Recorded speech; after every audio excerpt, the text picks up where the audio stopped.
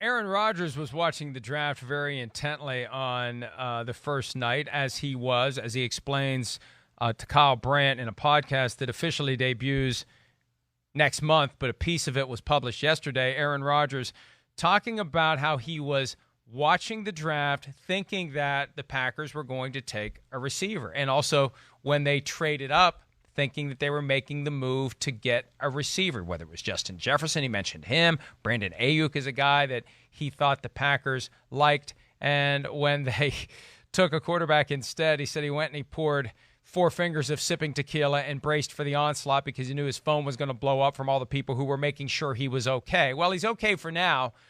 He may not be in Green Bay a whole lot longer, though. He said, just look at the facts when asked about moving on in a couple of years. And, Chris, there was a thought that this would be his last year, but this gets to something we were talking about as it relates to Russell Wilson earlier in the week when we were speculating on his future in Seattle.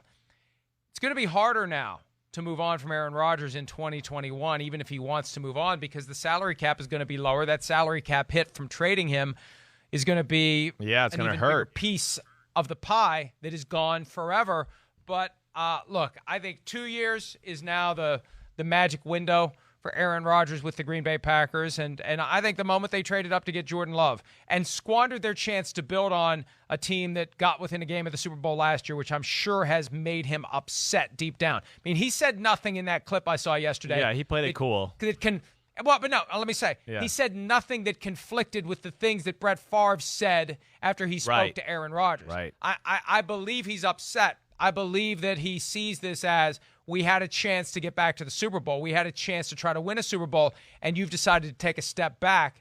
I just think that he's going to end up playing for somebody else, and it's going to be fascinating to see who it is and when it happens. Yeah, I hear you. I'm tuned in too. There's no doubt. I think the magic number is 2 years.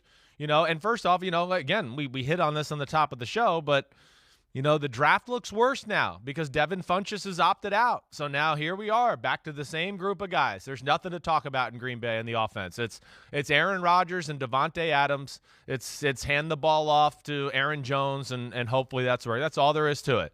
And that's just not fair. Other great quarterbacks got more than that. Look at Brady, look at Mahomes, Deshaun Watson, all of them. Seattle. Russell Wilson, all of them, all the top 5 quarterbacks all have better talent than Aaron Rodgers, not even close. And you can go down the list, and it's even worse than that. So, yeah, it's frustrating. And I think, the point you made about the salary cap with Aaron Rodgers and all that, the dead money, you're right. That's going to be hard to swallow next year with where the number looks like it might be at.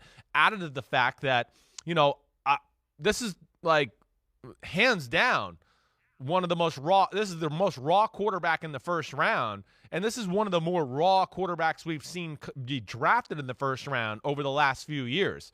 This is a kid in Jordan Love who his good is great, but there is a lot of middle ground there and a lot of ups and downs too when you really dive into his film and study him. And he came from a elementary offense as well, to where I don't even think it'd be realistic to think he could take over the reins for a 2021 season. I don't think he'll be anywhere near that. I think he is a guy that truly needed the OTAs, needed a full training camp of like real reps and things like that. And his reps are going to be hurt this year because of all these circumstances. So I think realistically it is 2 years, and you're going to have Aaron Rodgers, on fire. I hope he drank 1942 tequila. I hope he was drinking the good stuff. Well, I have a feeling he can afford it. Oh, you think Chris? He can? Yeah. Yeah, somebody bought me a bottle of that. And see, the problem is, I don't know who it was that bought me a bottle of that, but somebody bought me a bottle of it.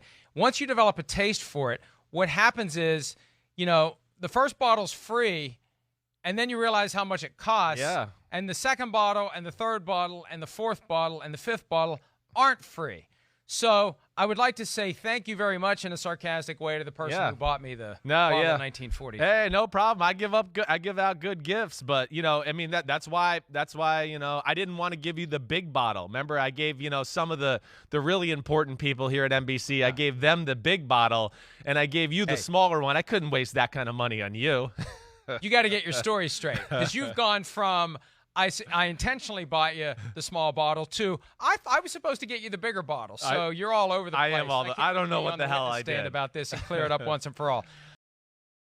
Hi, I'm Mike Tirico, and thanks for watching. Make sure to hit subscribe for the latest news and highlights from NBC Sports.